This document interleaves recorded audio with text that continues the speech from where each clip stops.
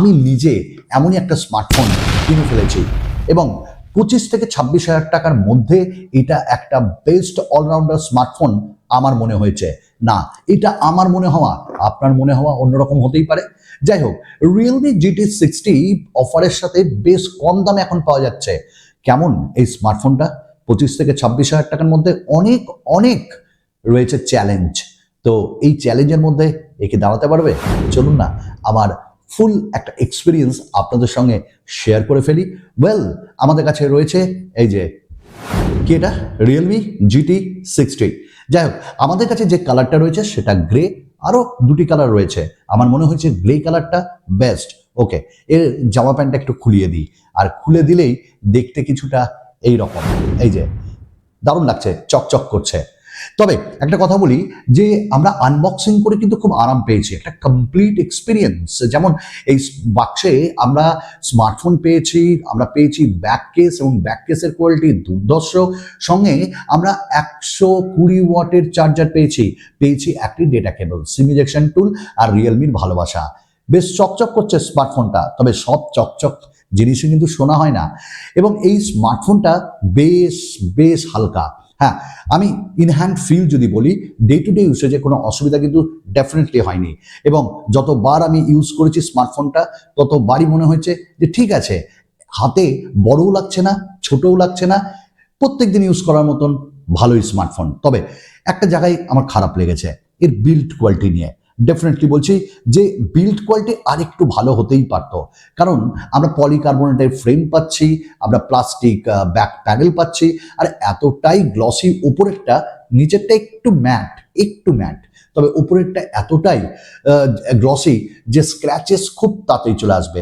তাতে আপনি back case লাগান, তাও ক্যামেরার চারিদিকে স্ক্র্যাচেস আসার সম্ভাবনা সব থেকে বেশি। ওভারঅল আমরা যদি স্মার্টফোনটার কথা বলি, তাহলে বলবো স্মার্টফোনটা ঠিক আছে, ডিজাইনটা আমার কোথাও না কোথাও পোকোর কথা মনে করিয়ে দিচ্ছে, আপনাদেরও মনে করিয়ে দিবে।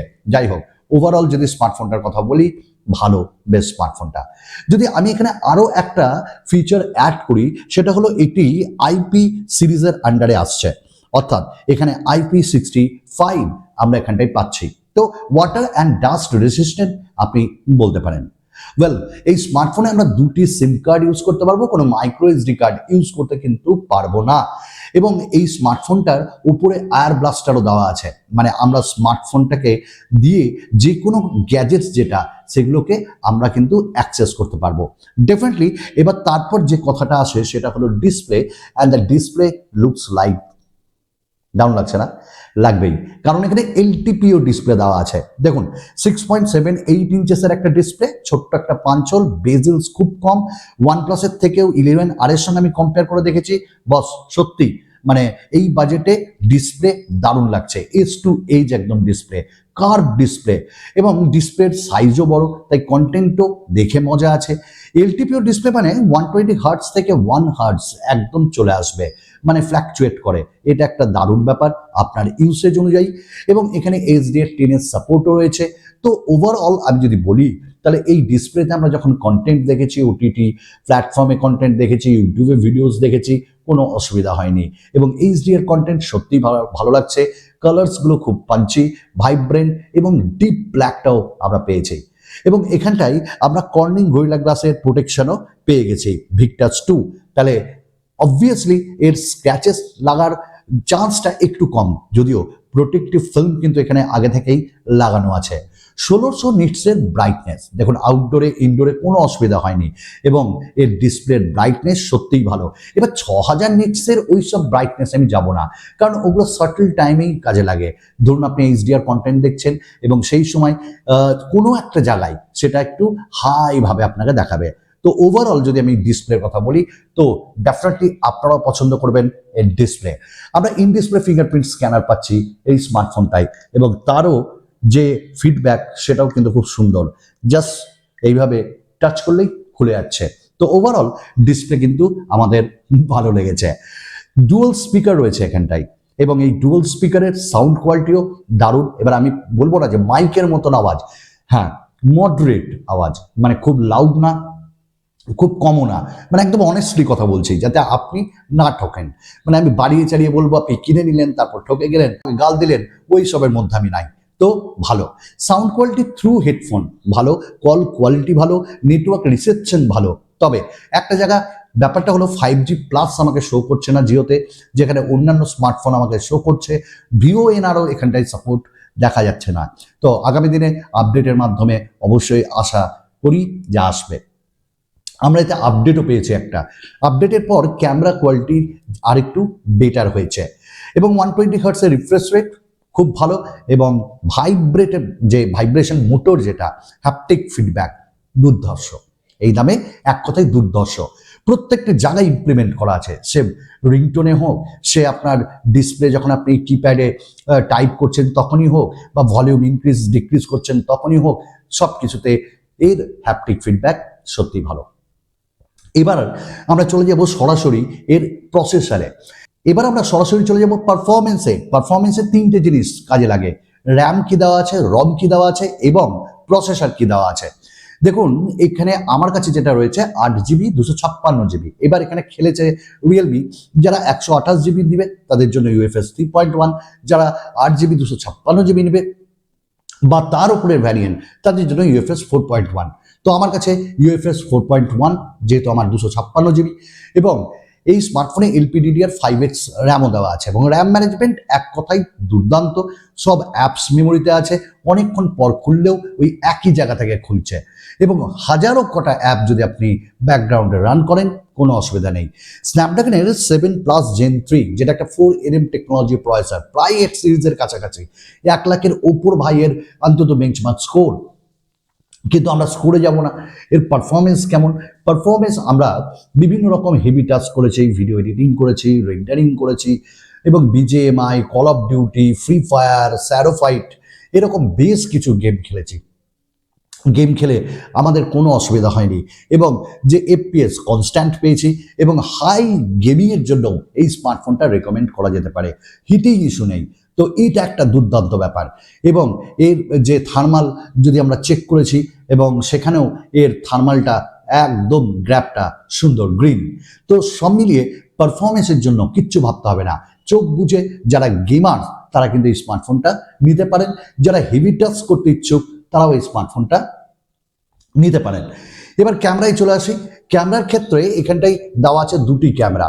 প্রথম যে ক্যামেরা সেটা হলো 50 মেগাপিক্সেলের, আর আরেকটি ক্যামেরা হলো আমাদের 8 মেগাপিক্সেল আল্ট্রা ওয়াইড সনির সেন্সার লাইটা, এবং সামনে 32 মেগাপিক্সেলের সেলফি। আমি জাস্ট একটু ভিডিওর কথা বলে দিই। ভিডিওর ক্ষেত্রে এখানে 4K video recording main camera দিয়ে 30 and 60 FPS এ করতে পারছি, ফ্রন্ট ক্যামেরা দিয়ে 4K ভিডিও রেকর্ডিং করতে পারছি। কিন্তু আল্ট্রা ওয়াইডে ফুল এইচডি ভিডিও, যেখানে মোটরোলা আমাদের থেকে কম দামেই 4K ভিডিও রেকর্ডিং দিচ্ছে, তো যদিও কোয়ালিটি বেশ ভালো, ওআইএস রয়েছে এবং ভিডিও রেকর্ডিং আমরা দেখেছি কোয়ালিটি দুর্ধর্ষ, ফোকাস হান্টিং এর কোনো ইস্যু নেই এবং কালারস বেশ ভাইব্রেন্ট। যারা ভাইব্রেন্ট কালার অ্যাকচুয়ালি পছন্দ করেন তাদের ভালোই লাগবে।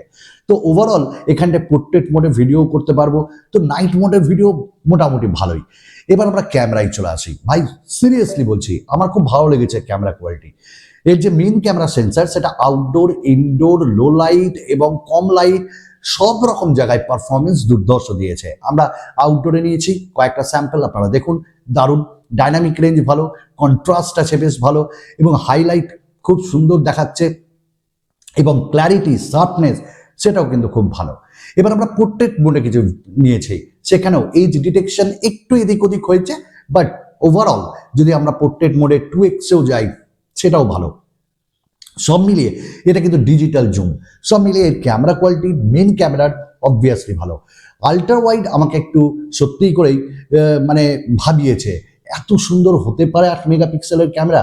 হ্যাঁ, মানে 8 মেগাপিক্সেল ক্যামেরা অন্যান্য ফোনে আমরা যা দেখেছি বা রিয়েলমির আগের ফোনগুলোতে তার থেকে বেটার পারফর্ম করেছে এই স্মার্টফোনটির আল্ট্রা ওয়াইড, এবং এজেসগুলো একটু সফট মনে হবে, but other than that sharpness রয়েছে, ডিটেলিং রয়েছে। এবার যারা সোশ্যাল মিডিয়ার রেডি পিকচার চান তাদের জন্য বেশ দারুণ, কারণ কালার্সগুলো একটু বুস্টেড এবং ভাইব্রেন্ট, যেমনটা রিয়েলমি করে, বেশিরভাগ গ্রিন কালারগুলোকে ভাইব্রেশন মানে বেশি হাইলাইটেড করছে, ঠিক আছে।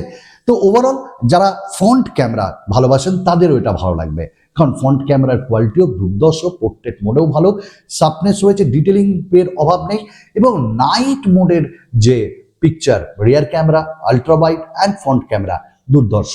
মানে এই দামে সত্যিই ভালো পারফর্ম করেছে। তো ক্যামেরা নিয়ে একদম ভাববেন না। এবার আমরা চলে যাই ক্যামেরার কিছু ফিচার্সে। সব ফিচার্স রয়েছে, স্ট্রিট লাইট বলে একটা ফিচার্স রয়েছে, ওটাও একবার ট্রাই করতে পারেন। এবং এতে এআইও দেওয়া আছে, এআইয়ের মাধ্যমে আপনি পিকচারের ব্যাকগ্রাউন্ডে কিছু আনওয়ান্টেড জিনিস ইরেজ করতে পারবেন, কাট আউট করতে পারবেন, এরকম বেশ কিছু ফিচার্স রয়েছে। 5500 এমএইচের ব্যাটারি, ক্যান ইউ ইমাজিন? আমাকে 1.5 দিন থেকে 2 দিনের ব্যাটারি ব্যাকআপ দিয়েছে। ডেফিনেটলি আমি নর্মাল ইউজ করেছি, যারা হেভি ইউজ করবেন তারা তো 1 দিনের ব্যাটারি ব্যাকআপ পাবেনই পাবেন। এবং এআই এর মাধ্যমে ব্যাটারি আরও ভালো, এলটিপিও রয়েছে তার জন্যও ভালো, এবং প্রসেসর যে ভালো তার জন্য এটা দারুণভাবে আমাদের এফেক্ট ফেলেছে ব্যাটারিতে। এবার এর ভেতরে আমরা 120 ওয়াটের ফাস্ট চার্জার পাচ্ছি, বক্সে সেটা ইনক্লুডেড, এবং যার জন্য আমরা দেখলাম যে প্রায় মোটামুটি 50% 10 মিনিটে চার্জ করে দিচ্ছে। ডেফিনেটলি ভাই, ব্যাটারিও বড়, চার্জিংও ফাস্ট হচ্ছে, এবং ব্যাটারি অনেকক্ষণ ধরে থাকছে। আর কি চাই? অ্যান্ড্রয়েড 14 3 বছরের আপডেট পাবো, এবং সিকিউরিটি প্যাচ আপডেটও আমরা পাবো। এবং এখানটায় আমরা অ্যান্ড্রয়েড 14-এ ডেফিনেটলি সব ফিচার্স পেয়েছি, কাস্টমাইজেশন রয়েছে, হ্যাঁ ব্লুটুথস রয়েছে। সেই ব্লুটুথসগুলোকে আপনাকে আনইনস্টল করতে হবে, তবে তুলনামূলক অ্যাডভার্টাইজমেন্ট এই স্মার্টফোনটিতে কম। তো সব মিলিয়ে এবার আমাদের কথা হলো স্মার্টফোনটি কেমন। যাদের রেঞ্জ হলো 25 থেকে 26,000, যারা একটা ভালো ক্যামেরা চান, যারা ভালো পারফরমেন্স দেওয়া স্মার্টফোন চান, এবং কাস্টমাইজেশন চান, ভালো ডিসপ্লে চান, স্পিকার চান, তাদের জন্য ডেফিনেটলি Realme GT 60 আজকের ডেটে চোখ বন্ধ করে আমি রেকমেন্ড করতে পারি। তবে যারা একটু বিল্ড কোয়ালিটি ভালো চান তাদের জন্য নয়। চলুন, 8GB 256GB 26,000-এর মধ্যে আপনি পেয়ে যাবেন, এটাও একটা বড় ব্যাপার। আরও একটা নতুন ভিডিওতে আপনাদের সকলের সঙ্গে দেখা করব। আশা করি আপনাদের ভালো লেগেছে। চলুন, বাই।